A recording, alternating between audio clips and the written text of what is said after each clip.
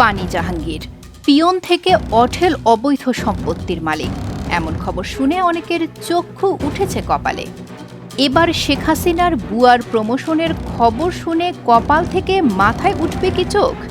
শেখ হাসিনার বুয়া থেকে একেবারে সংসদ সদস্য হয়েছেন কোটি টাকার মালিকও। গাইবান্ধা ২ সদর আসনের সাবেক এমপি ও জাতীয় সংসদের হুইপ মাহবুব আরা বেগম গিনি।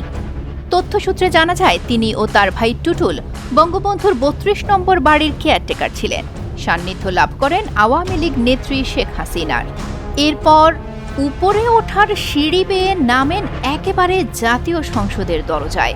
হঠাৎ শেখ হাসিনার আত্মীয় পরিচয়ে আরও আস্থাভাজন হন সবার। রান্না, পারিবারিক কাজকর্ম, শেখ হাসিনার ব্যক্তিগত সেবায় নিয়োজিত ছিলেন দীর্ঘদিন।